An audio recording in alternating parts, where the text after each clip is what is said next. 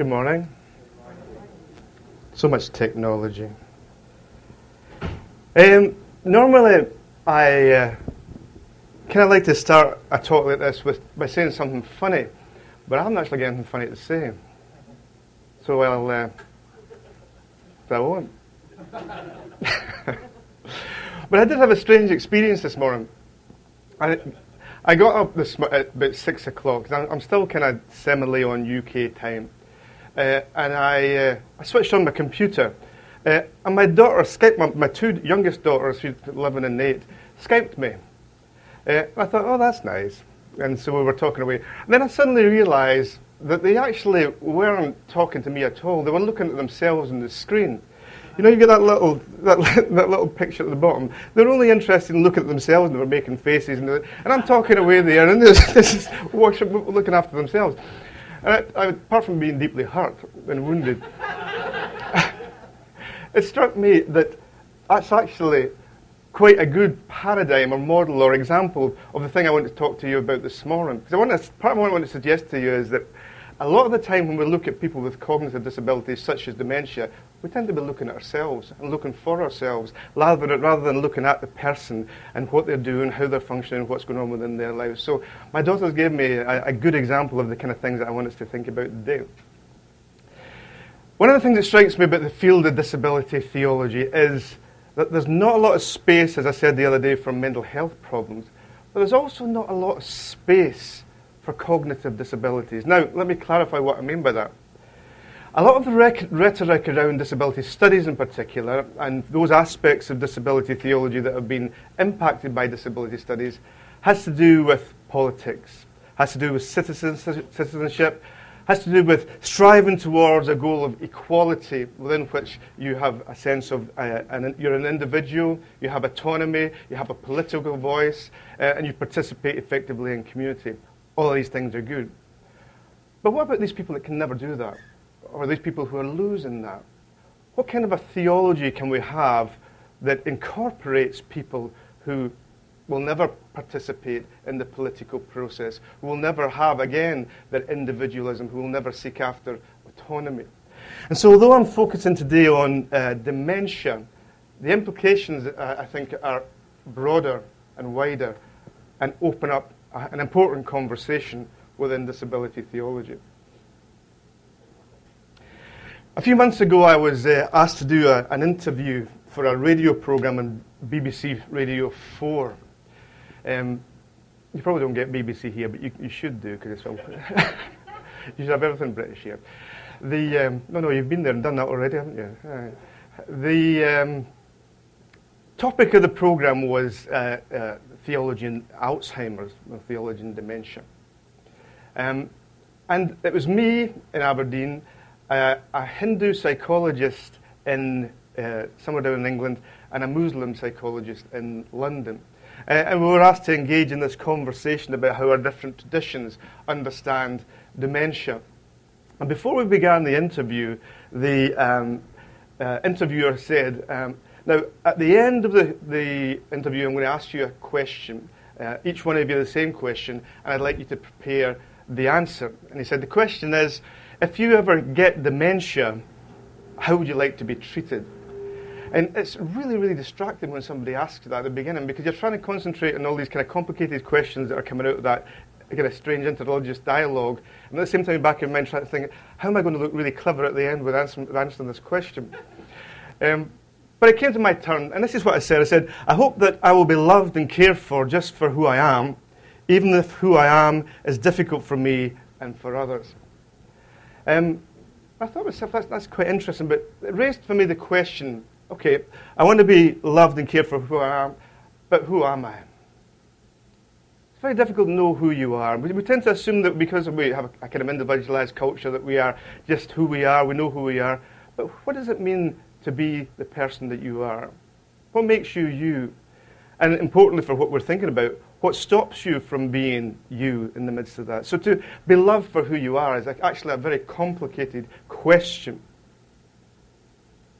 Stephen Post, in a wonderful book called The Moral Challenge of Alzheimer's, he says, because our culture so values rationality and productivity, Observers easily characterize the life of a person with dementia in the bleakest terms because it lacks socio-cultural worth.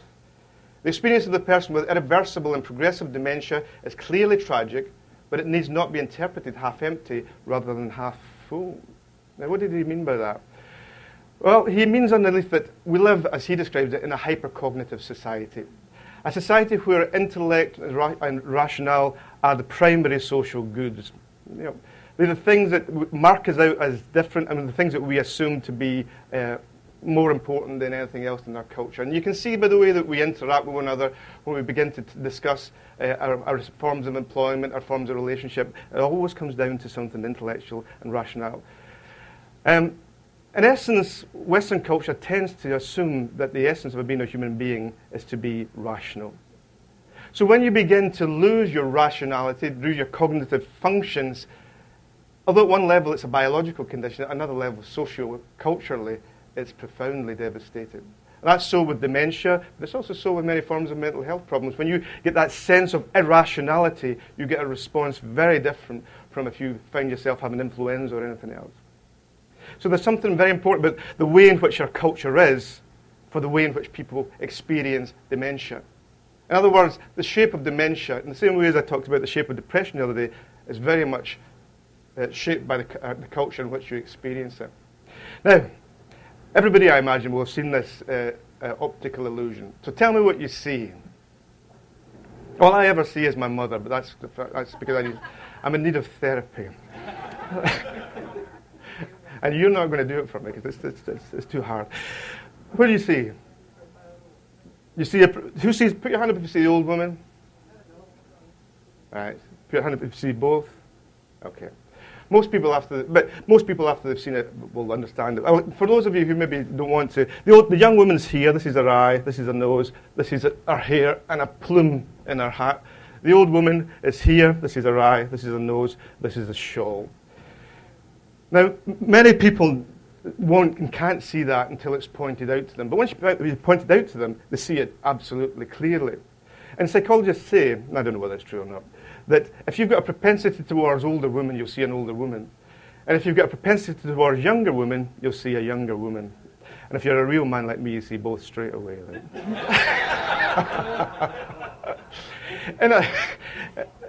Exactly. I don't know why you're laughing. If you're a woman, well, I can help you with that as well. I've never, thus far, I've never been a woman, so we can discuss that this afternoon. The point being is that the types of story that we tell about the experiences we see determine the way that we respond to them. And in relation to dementia, the way in which we describe dementia will determine what we see. The stories that we tell about dementia will determine what we see, irrespective of what there is, and that what we see will determine how we respond.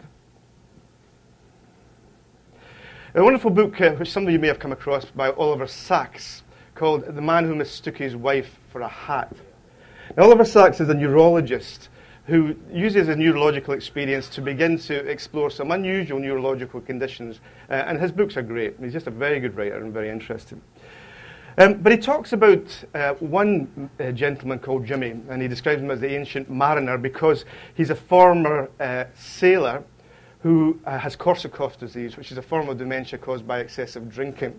The primary manifestation of Korsakoff disease is an absolute lack of short-term memory. But Jimmy was really unusual because his memory before 1945 is fine, but everything after 1945 is gone. And it's really quite strange the way that works itself out. But for Jimmy, there was no sense of the past apart from before 1945, no sense of the present, no sense of the future, only a sense of the present. So Sachs would go into the room with Jimmy and he would talk to him and they would have long conversations, and then Jimmy would turn out and look out the window, look back and say, "Hi, Dr. Sachs, haven't seen you for so long, how are you?" No sense of where you're. So he's kind of trapped in an eternal present, no past, no future, just the instant of the moment.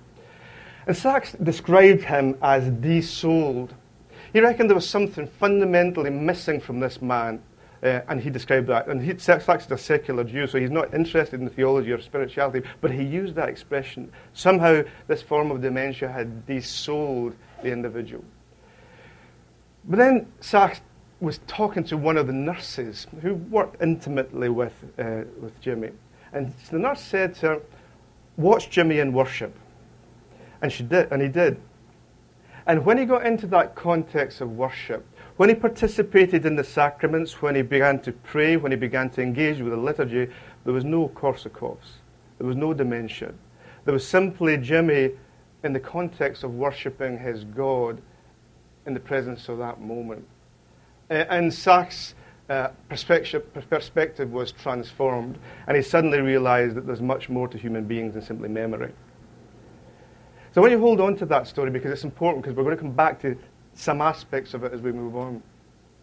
Now, there's two theoretical frameworks that I want you to be bubbling along in the back of your mind as we move along. The first one has to do with holding. Holding. And holding has to do with the kind of stories that we tell about one another and the narratives that surround us. The question of the self. Turn to the person beside you and ask that question. How do you know who you are?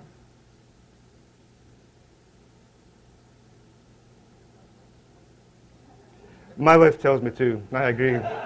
Exactly. Yeah. It's complicated. But the way I want us to think about it today is that we know who we are because of the stories that we tell about ourselves, the stories that are told about ourselves, and the stories that we tell between one another about each other.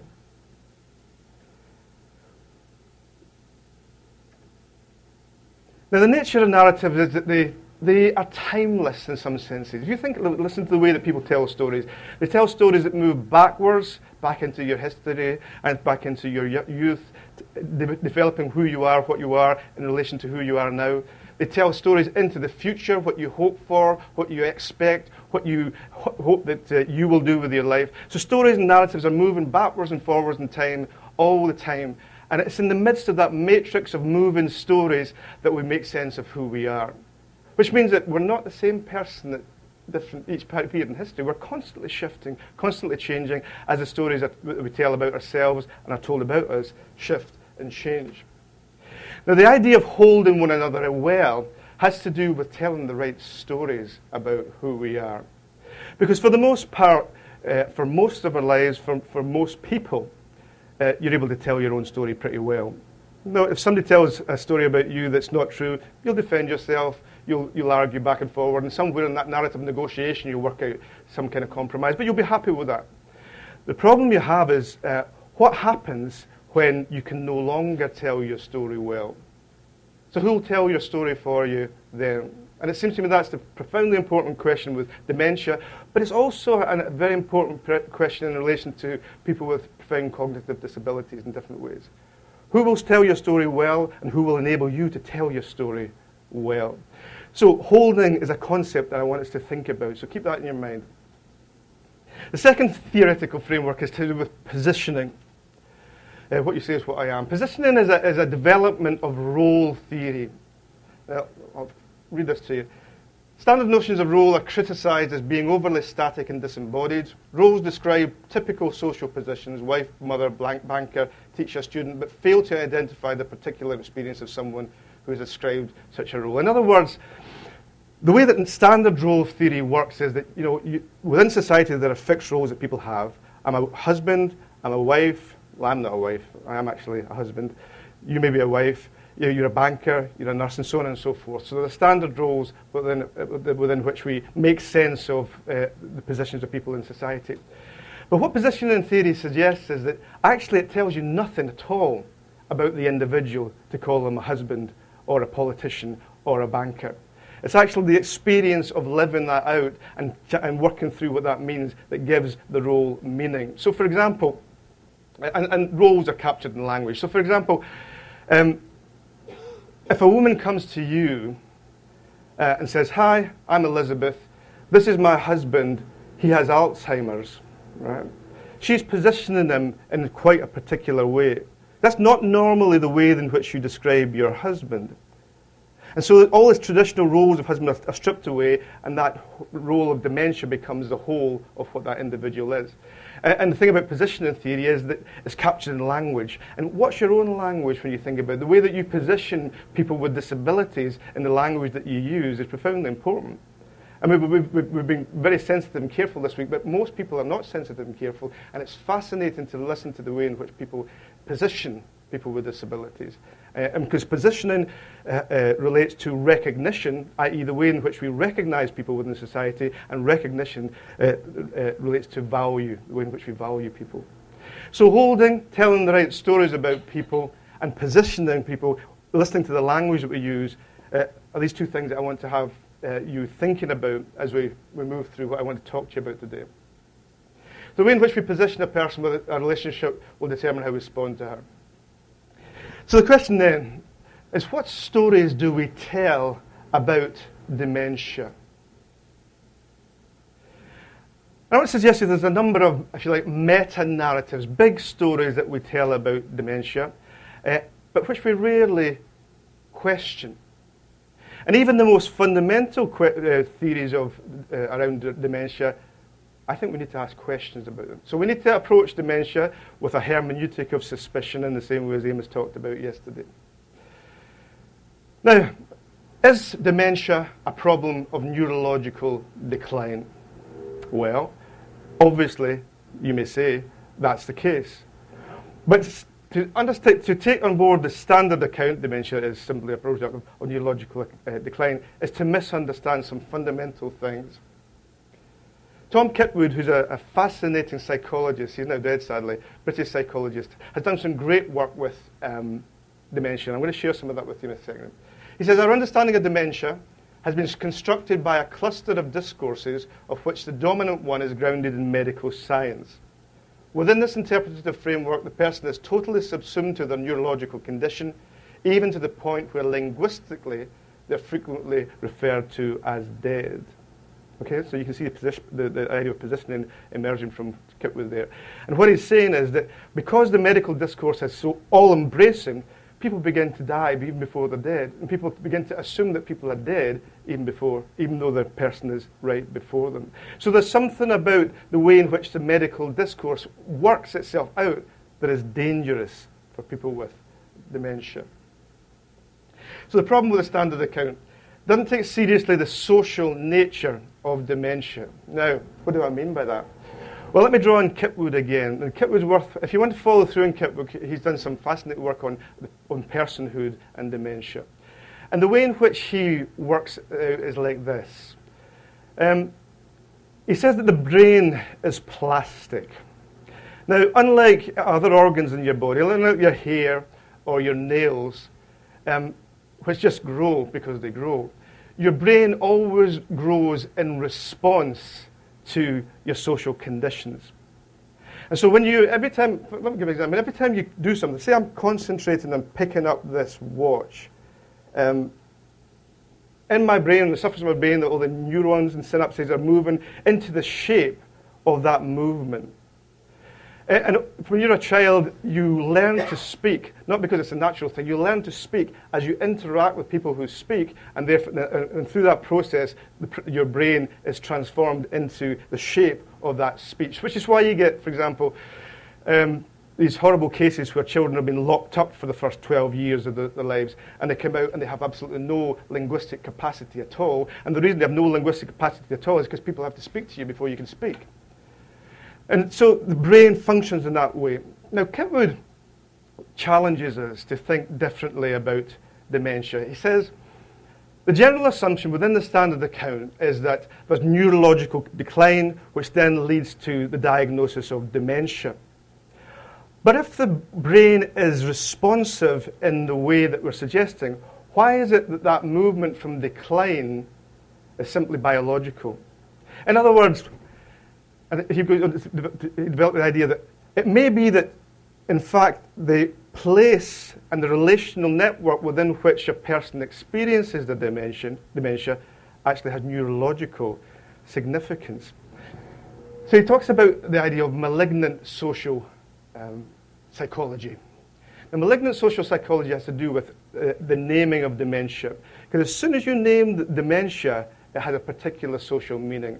And once it has that social meaning, people respond to people with dementia in quite particular ways, usually negative ways. They withdraw, they put people into care, or whatever it is. There's nothing wrong with putting people into care, but it's a social, relational context that changes when a person has the label of dementia. And what Kip would suggest is that as these relationships are withdrawn from an individual, that may actually have neurological implications rather than simply psychological implications. And so yes, he says that dementia is a neurological condition, but it may actually be much more a socio-neurological condition than we oftentimes give credit for. And I'll explain that a little bit more later on. It doesn't take the importance of the body for human personhood, but we'll come back to that. And finally, it doesn't take seriously theology and spirituality. Okay, the Standard Account thinks that it can speak to dementia and can completely explain it without any reference to theology, which makes sense if you don't believe you live in creation. But for Christians, we believe we live in creation, so therefore the dialogue of theology cannot be taken away. And as we'll see, it's fundamentally important that it's not taken away because it really enables us to understand dementia quite differently. So there's significant problems. Although it may well be a neurological condition, there are problems with the Standard Account for these reasons that I'm trying to explain to you. And Kipper goes on to develop the idea that of rementia. Now he was working in the 90s, late 80s, early 90s, when, you may have seen it yourself, when people with dementia were simply put into big wards. They were called dementia wards. And I remember when I was a chaplain, you had to go in and visit the dementia wards, and these guys would be sitting there in rows doing absolutely nothing apart from watching cartoons and television. But what was always interesting was a little bit like Jimmy. As soon as you go in there and start to pray and to speak, people spring into life. People who appear to be dead during the week, you give them a prayer, give them a song, something happens. Psychologists say, well, that's just you retrieving memories. I would suspect it's something more. What Kip would notice is that if you change the relational context of people with dementia, then a process of rementia can be initiated. Clear examples, he says, have been noted of rementing of measurable recovery of powers that have apparently been lost. A degree of cognitive decline often ensued, but it was far slower than that which had been typically expected when people with dementia are in long-term care. Now, by that, I don't mean that we found a cure for dementia by entering into relationships. What I do mean is that the social context of dementia is profoundly important. Because when he talks about dementia, he simply means enabling a person to maximize the potential that they already have. It's a little bit like the recovery movement and that model of health and recovery movement in mental health, where recovery is defined as the ability to maximize the potential that you have even in the midst of the illness that you're experiencing. And dementia is something similar to that, creating a context within which people can maximize the potential that they have even in the midst of the confusion of the illness. I have a friend who sadly is in the mid stages of dementia just now, and he was taken to home 2 weeks ago. He's just a young man, late 60s. And my wife was at dinner with him just before he went into care, and she was sitting with him, with his wife, and with a group of friends. I've known them forever. They used to go fishing. They used to drink whiskey. Well, they actually still do drink whiskey together, because that's what Scottish people do. Whiskey and haggis, hey ho. It's good for your heart, apparently. And they were kind of sitting around there, talking away. And what she noticed was that everybody was talking around him and by him, and very few people were talking. In fact, actually, nobody was talking to him. She tried to talk to him. In other words, this conversation was going on all around him, and because he was a little bit withdrawn, because of his condition, he was in the middle of his closest friends, but he was alone. And that's quite typical of what happens in relation to people with dementia. Taylor's paper, she says, middle-class friendships are not generally expected to bear the weight of deep and diffuse obligations to care. More like pleasure crafts than life rafts, they're not built to brave the really rough waters. And these are rough, corrosive, bitter waters indeed. Dementia seems to act as a very powerful solvent of many kinds of social ties. I doubt that many friendships survive its onset. And I think it's really important because we've talked a lot this week about friendships. But the reality is, for a person with dementia, oftentimes their friendship, either because the people have died, I mean, the older you get, the smaller your relationship network becomes anyway, but also because of this malignant social psychology that people withdraw and move on. The kind of friendships that we built up through our lives just aren't strong enough to cope with the confusion, the change, and the difficulties that people bring into it. So when we're talking about friendship, we need to talk about how complicated that is. So, to summarize that section, dementia is clearly a neurobiological condition, but it's much, much more than a neurobiological condition. Now, is dementia a problem of memory? Well, at one level, you see, obviously, dementia is a problem of memory. But even then, you want to ask some questions. Where are our memories? You know, I'm talking to you guys just now. And what are you doing? Well, some of you that are interested. You're taking notes. And what are your notes? Your notes are your memory. It's an extension of your memory. There's a really good book that's out just now called Still Alice by Lisa Genova. And it's a novel, but it's the best exploration of the kind of movement into Alzheimer's that I've ever come across. It's really, really good, very clever, very thoughtful. And Alice is a Harvard professor who begins to experience Alzheimer's disease. And it just takes you through her story. And one of the things that she does is she uses her BlackBerry as her external memory. And so she sets the BlackBerry to remind her to do things that she couldn't possibly remember herself. And so her BlackBerry becomes an extension of who she is, becomes an extension of her memory, until eventually she leaves it in the freezer, and that's the end of the BlackBerry. And that's kind of that's kind of the end of the memory, because it's a marking point. She's moving into a different phase and things different. You should look at that. But yes, Alzheimer's dementia is a problem of memory, but where are our memories? Our memories are much more external to ourselves than we oftentimes think. Our memories are held in the stories that we tell and the stories that are told about us.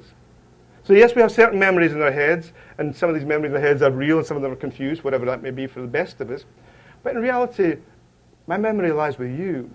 Now, when we leave here together, you'll remember things about this conference. That parts of me will go with you. My memory lies with my community. My memory lies with my family. My memory lies with my wife. My memory lies all over the place. Ultimately, my memory lies with God. And so the simple fact that somebody is losing their memory is only one dimension of memory.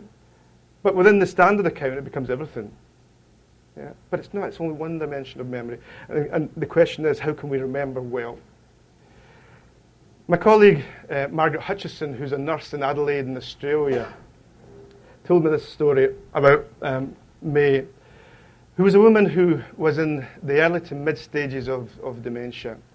And she was a very placid, very nice woman who suddenly changed. Something shifted in her life and something shifted in her mind. And she began to pace up and down the ward. She was in a hospital or a dementia unit, repeating the same word over and over and over again.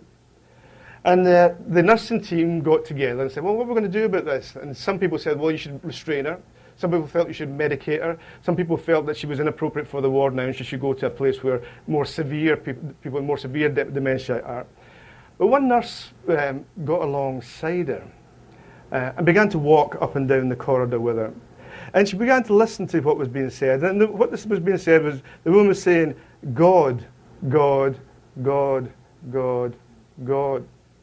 And the nurse suddenly locked into what was going on in the midst of that. And she said, are you afraid that you're going to forget God? Now, the woman had been a Christian all of her life, and she turned around and said, that's exactly what it is. I'm afraid I'm going to forget God. And the nurse said to her, well, you will forget God, but God will never forget you. And at that moment, the anxiety decreased. She became more like herself, whatever that may mean, and the incident was overcome. But there's something really, really important about that, isn't there? To be afraid to forget God is one thing, but to be afraid to be forgotten by God is something very different. Because we will forget, but we will never be forgotten by God. So memory lies within the community, but ultimately it's to do with being remembered by God. in particular ways. And that's really important for disability theology, when I come back later on, I'll try and explain. Okay, the third big story about dementia is that you're losing your mind. That somehow this condition has taken away that any kind of rationality from you, and that now you're mindless. And when you look at bless you, by the way, when you look at I've got a very funny joke about, I wish I thought it would be, a very funny joke about sneezing, but I won't. You'll probably be offended. Does it have to do with whiskey too? No, it doesn't have to do with whiskey. It has to do with the fact this is being recorded and I don't want the whole world to know about it. I'll turn your mic off. So if anybody wants to discuss it later, I'm very happy to do so. Yeah, because if you look at the literature, you get language like zombie and mindless, all that kind of stuff going through there. And it's really very, very strange, particularly when you think about it like this. There's some says once the mind has gone, the person no longer exists. But where is your mind? Well, I know one or two of you, and I still ask that question, but in different ways. Think about it. How do you know that I have a mind? How do I know that you have a mind? I have no idea. I just take it on faith that you have a mind. And so when I encounter you, I've got to engage in this very strange process of mind reading. Now, I'm looking at you guys, and some of you are smiling, some of you are glowering. And I've got to work out somehow how you're thinking. Are they enjoying it, or they're not enjoying it? Is it getting this point across?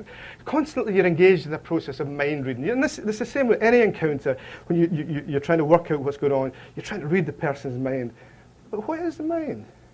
There's no proof, there's no empirical evidence that the mind's there. The mind is something that we read into a situation. So the suggestion that the mind is gone is complicated. This is a good paper by Jeba Gubrium. And this is a woman whose husband has severe Alzheimer's. And she says, how do you really know his mind has gone? You don't really know for sure, do you? You don't really know if those little plaques and tangles are in there, do you? How do I know that the poor man isn't hidden somewhere behind all that confusion, trying to reach out and say, I love you, Sarah, and then she weeps? Now, what's she doing there? She's giving her husband the benefit of the doubt. She's prepared to take a position of faith that even though the standard account of dementia says he has no mind, whatever the mind may be, she's made a conscious decision not to accept that, and to look for different things, and to look for different signs, and to relate in different ways. Now, you may say, oh, well, she's in denial. But I say to you, how do you know? How do you know? So the mind is something that's under common ownership. We tend to think that our mind is just something that's in our heads, and same way we think our memory is just in our heads, but it's not. It's in common ownership. Take something like psychotherapy. What do you do when you go to a psychotherapist? You give them your mind, they tell you what's wrong with you, you take it back. I may be slightly simplistic, but it's basically I say me in inverted commas. It's like, constantly our mind is being constructed by other people, and we're told what our minds are. So the mind's both an individual and a social entity, in the sense that obviously I'm thinking, well, you may argue with that. So I get a sense that it's an individual thing, but also it's a social thing, it's a communal thing, it's something that we create and share between one another. So the idea that I've lost my mind, as if all that matters is what goes in within the neurological structures of my brain, is a mistake. And I'll come back to this later on. It's a question of faith. It all comes down to faith in the end then. All relationships ultimately have to do with having faith in the other person before you. Good relationship, bad relationship. Ultimately, that's the case. When it comes to people with cognitive disabilities, having faith that more is going on within that individual than you can possibly comprehend is a beginning point for hope.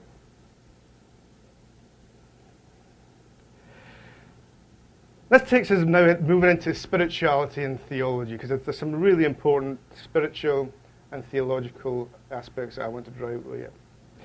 This is Joanna, or Johanna. Johanna doesn't have dementia. We're in the end stages of a 2-year project looking at the spiritual lives of people with profound and complex intellectual disabilities. People who don't have language as the first mode of communication. Now, being a good Presbyterian, that raises problems because the Word is everything. You know, salvation comes through the Word, sanctification comes through the Word, and yet these guys don't have words and can never have words. So what does that mean in terms of spirituality and theology? And this is Johanna, who was one of our participants, or is one of our participants until the end of the month. Her mother gave me permission to use the picture, so you're all right. She's more or less completely blind. She's deaf, and she has cerebral palsy, which means she really has very limited movement. And Johanna is a Quaker. An interesting thing about Quakers is that they take children in very early on, quite apart from their cognitive abilities. So she was made a member of the Quaker community when she was just a baby. And there's two stories that I want you to think about in relation to Johanna's situation, which relates also to dementia as we're developing it. Johanna, along with all the other issues that she has to face, was diagnosed with leukemia not so long ago. And she was in hospital getting treatment. And when she was first diagnosed, her mother was told, and her mother went into the room and said to Johanna, "You've got leukemia." And Johanna immediately burst into tears. Now, the question is, does Johanna know what leukemia means? What's going on within that story? The second story is to do with worship. As you'll know, the Quaker worship focuses a lot on silence. And so when we were spent time with Johanna and her community, people kept telling us about the difference that Johanna experienced during the times of silence. And she said, sometimes she's very agitated, but as soon as we go into that sense of communal silence, she changes. And they said, well, we'll show you. And they went into a period of silence. And right enough, Johanna was agitated, noisy, but as soon as the community became silent, so gradually she entered into that silence and became part of the silence of that community. Isn't that interesting? Now, put these two stories together. What was going on in the first story? I think it's most unlikely, although I don't know, that Johanna understood the word leukemia, but she did understand the emotions and the feelings that her mother was going through. Now, all of us know that anxiety and tension and emotions are transferable. You know, if you sit with somebody who's anxious for long enough, you'll become anxious. That's one of the difficulties for people who have anxiety, is that it moves on into the community.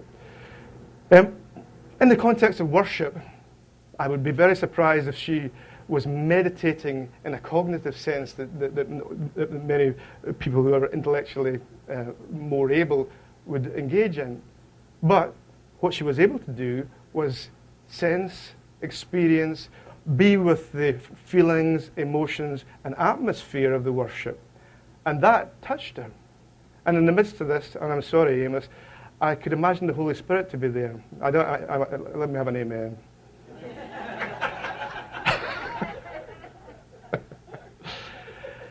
In other words, her spirituality was communal.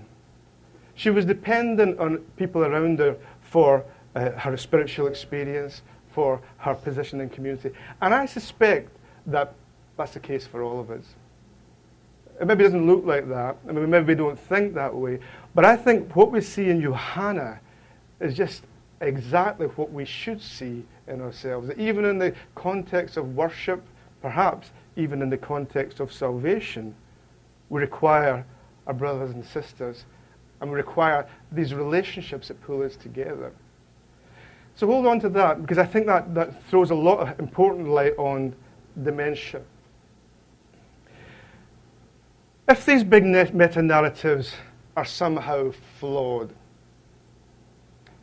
what are we to hope for? It seems to me that the way in which dementia is framed, and dementia is not a nice thing to have, so I don't in any sense want to romanticize it. I definitely don't want to romanticize the situation of people who live alongside people with this dementia and the loss and the pain and the difficulty. I simply want you to think differently. But in the midst of all of that, what are we to hope for? What's the hope that drives us? And that's where I think theological language is fundamentally important. And I wanted to develop a contemplative theology of dementia.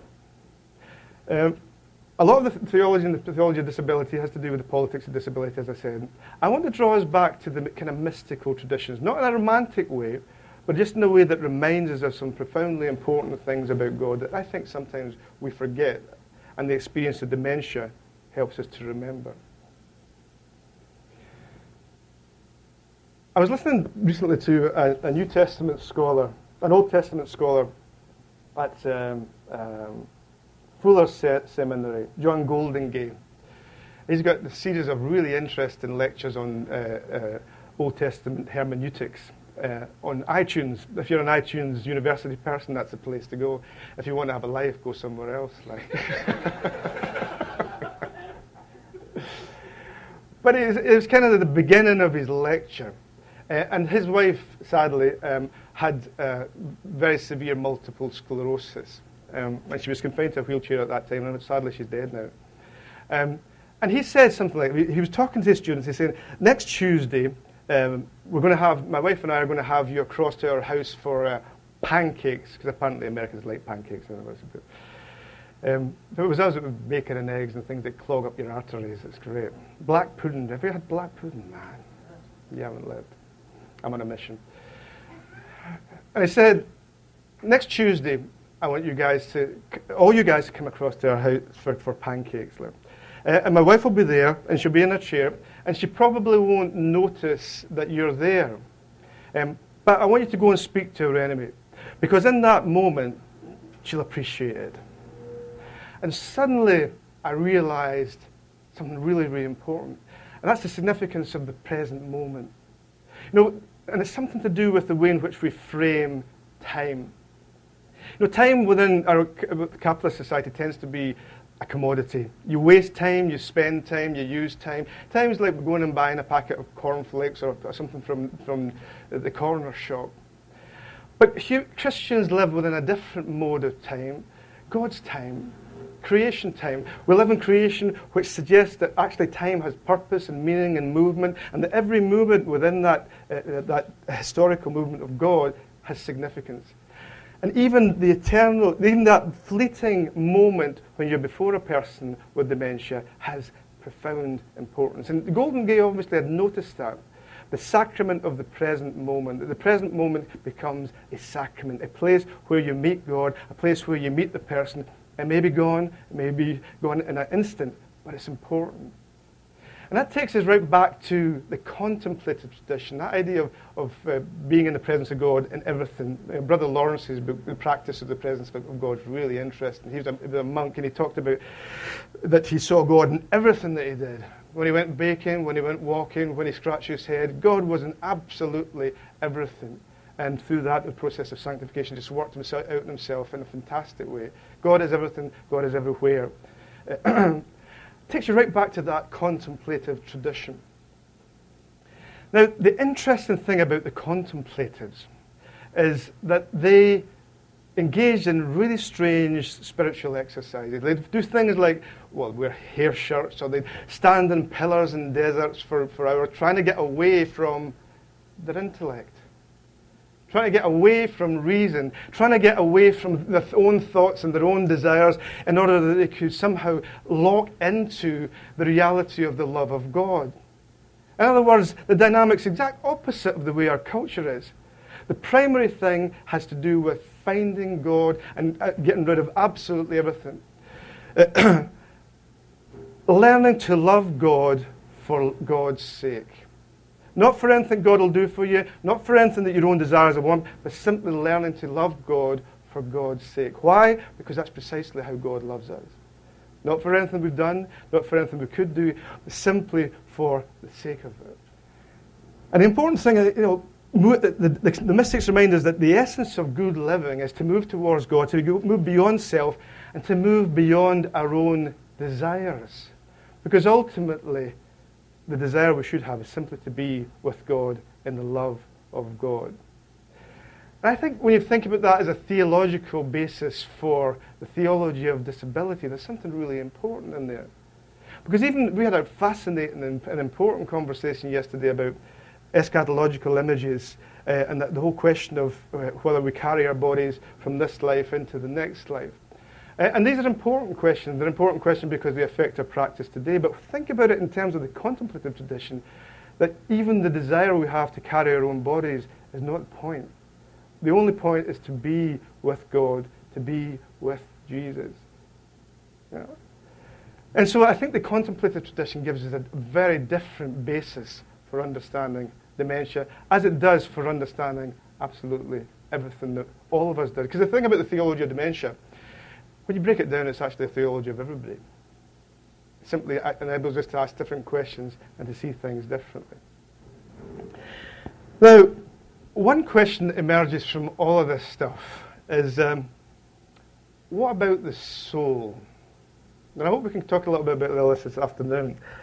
Because one of the things that I see quite clearly in some of the kind of literature that looks at theology and neurology is that many of the traditional attributes of the soul are clearly neurological.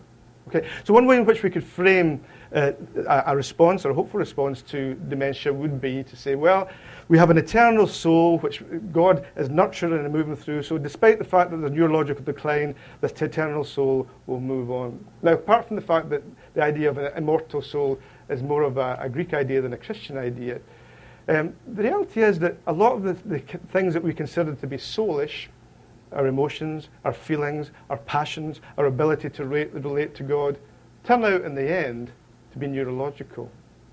Interesting. So the danger would be then, wouldn't it, that when it comes to dementia, which is, as we say, to do with neurological decline, that something fundamental about the soul begins to disappear, and our hope in the soul continuing becomes problematic. But I want us to think a little bit differently about the soul, because I think this is important in relation to the theology of disability, but also in relation to dementia. And the place I'd like to begin really would be in the Genesis account of creation. That's in the Old Testament, the first half of your pew Bibles, as we say. And in the Genesis account of creation, God creates everything, and he's happy with it, obviously, then. But God breathes his breath, his nephesh, and some people argue that the word means soul, into all of creation. And so animals have nephesh, plants have nephesh, human beings have nephesh. At that level, that creaturely level, we're all exactly the same. And that's why there's so many similarities between human beings and creatures, because we're all breathed with the same life.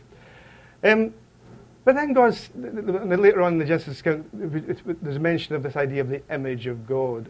Now, what does that mean? Hans spoke about that the other day, and certainly within the tradition, or was it Amos? I can't remember, maybe both of you. The temptation has been to ascribe intellect as the place which is the image of God, to be able to know God, to be able to feel God in that sense. If that's the case, then cognitive disability in all of its different forms is highly problematic. But in the Genesis account, something different happens, because God chooses only to speak to Adam. In other words, out of all the creatures in creation, the only creature that God speaks to and enters into a personal relationship with is Adam. In other words, the true mark of the image of God is God's desire to speak with human beings, and human beings' ability to respond in all sorts of different forms. It's not simply an oral response, be able to commit themselves to that commitment that God has given to them. In other words, it's nothing to do with anything that we have or could have. It's all to do with what God chooses to give. In that case, the image of God has to do with relationship. But what about the soul? Already we've suggested that the key thing that sustains all of us is to be remembered by God. To be remembered by God is who we are. It's not who we think we are just now. It's not the confusing matrix of stories that we tell about ourselves and have told about us. To be remembered by God is who we are now and who we are in the future. So think about it this way. The soul theologically names the me that God sees and remembers. Let's see. This has a direct bearing not only on my endurance after my death and my identity with when I have dementia, but on my every moment.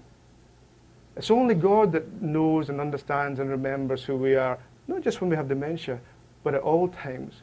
We live in creation. God creates. God remembers who we are. And one day He'll help us to remember who we are as well. All of us. The point is that God always knows who we are, and we're always only partially understanding who we are. Okay? So if you're going to say about a person with dementia, they've forgotten who they are, then this way of thinking would say, well, we've all forgotten who we are. Or as David Keck puts it, forgotten whose we are. If the soul equals endurance, only God can ensure that. Not any quality of my being, be that your memory, neurology, anything like that. If soul equals my personality, I can only trust that there is any continuity between the person who I was 20 years ago and the guy I am now. I wouldn't recognize myself 20 years ago. You might not recognize me either, but I guess I imagine in some senses I am the same person, but I have no idea what that means. And I think when it comes to Judgment Day, whatever that may look like, it's on that day that we'll discover who we are, really. We'll discover the way we've misinterpreted the story, the way we've misinterpreted our history, the way we've had an image of ourselves which is actually processed very effectively by our neurology, but which is miles away from the way that things actually are. So on that day, we'll be able to remember well. But until then, not just people with dementia, but none of us can remember well. Am I still me when I lose my memories? Only if God is faithful to see my living human body as continuous with the life He's given me in all its rich particularity. And I trust that God is true to His children and creatures in this way. And resurrection is all to do with being resurrected into and out of the memory of God and to be remembered well. And so in relation to dementia, you can see that yes, it's neurological, yes, you lose your memory, but you certainly don't lose your identity. You certainly don't lose your soul, however way we want to put that. But we do find ourselves in a different relationship. So who will I be when I die? On such a view, dementia is just another stage in the total dynamic process of the God-human relationship in which God is leading us into our true selves, and we're always only grasping that fact in bits and pieces. In other words, to have dementia is not radically other from the day-to-day experience of being human. It raises issues, it raises problems, it raises tears, but it's not fundamentally different. So when you're before that person who has dementia, when you catch that sacrament of the present moment, you're not looking at an other, you're looking at a kind of concentrated perspective on the way that we all are. And that title there, Who Will I Be When I Die, it's from a book by an Australian woman called Christine Bowden, who was very high up in the Australian government. When in her 40s, she discovered she had Alzheimer's. And the book itself explores her practical and theological journey. You should have a look at it, it's worth it. And the title just sums up, Who will I be when I die? She asks that question in relation to what will Alzheimer's do for me and with me. But I think we could all ask that question quite fruitfully. Who will we be when we die? So coming towards the end of what I want to say to you, what I've been developing is a theology of love. A theology that moves us out with the dependence on our own capabilities and into the presence of God's all-embracing love, where we can trust there is safety, there is hope, there's possibility. And love, ultimately, as Joseph Pieper puts it, says, it's good that you're here and it's good that you exist. Now, it seems to me the way culture frames dementia, many people frame dementia, is the exact opposite of love. It's not good that you're here and it's not good that you exist. But true love, graceful love, the love that created the world and which sustains us now and takes us to where we find hopeful places, says it's good that you exist no matter what, and it's good that you're here. Love requires courage.